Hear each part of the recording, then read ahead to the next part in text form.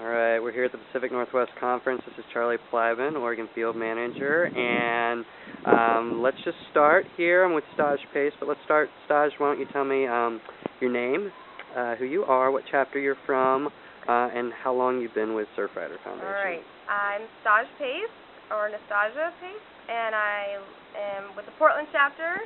I'm the chair for this year, 2011-2012.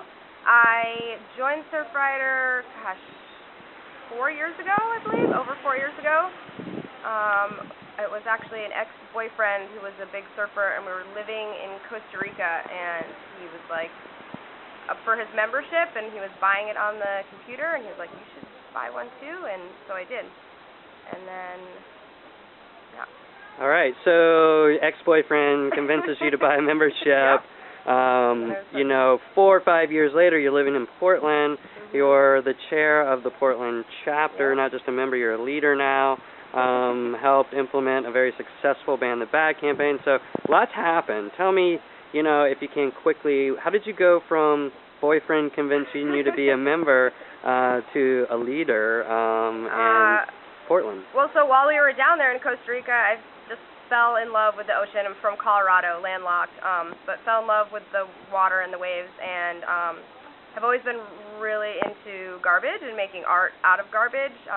So was picking up trash on the beach all the time and just was appalled at how much of it there was, just constantly, continually, every day. There was more and more, and we were living on a nationally protected park for leatherback turtles, and so it was like closed to the public after 5, and there was no houses or town for miles and miles, and it was just astonishing, like, where is it all coming from? And so just started to get asked those questions of like, well, how is this beach being covered in garbage if no one's even here, and are all of them like this all over the world? And so when I moved back to Portland, I didn't have a job yet. I was unemployed, and the economy had tanked, and I just wanted to get involved in my community and do more. And I went to a Surfrider meeting, and they had some ways to get involved and engaged, and it was really fun. I went and tabled at a few events. I had met some really cool people. I got a T-shirt, and I just had a lot of fun. And I was like, wow, I want to keep doing this. It's like, it was contagious. You got one person involved, and then you felt like you made a change, and I kept doing it. I'm still here doing the same thing years later. So you've done so much here for the chapter and so much for the organization, and you kind of you did take a leap though. It was from just an ordinary everyday volunteer who was engaging a little bit more, and a little bit more, and then became a leader. So can you tell me at all about kind of like how did that happen? How do you go from like just a volunteer to somebody who's in a leadership role where other volunteers are looking up to you? I think that's a little bit of a character trait. You kind of have that personality or you don't.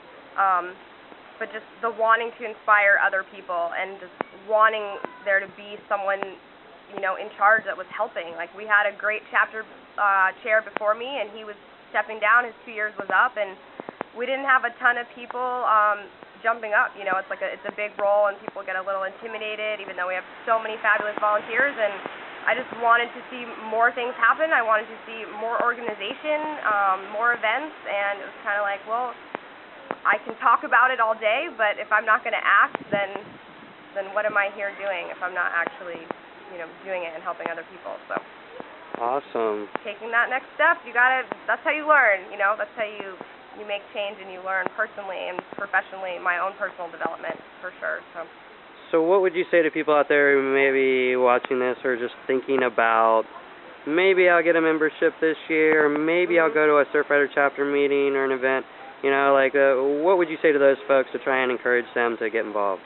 I think that's the first step, is making that commitment and saying, you know what, I am going to donate a tiny amount of money to this organization that collectively, once everyone does donate that little bit of money, can make a huge change, and you're doing it for something that's greater than yourself. We're doing it for our oceans and for our beaches that we care about so that we can play in, and maybe our kids and our family, but for all the other future generations too. I mean, you go out your back door, or you go to any beach, stuff's changing pretty quickly, and if we want to help preserve it, we have to join together, and by making a tiny little donation, if you can have an impact, like I said, collectively, then let's just do it. What's holding you back? All right. Thanks so much, Yeah. Stash. Anything else you want to say? No, just thank you and sign up today. All right. Thanks, Stash.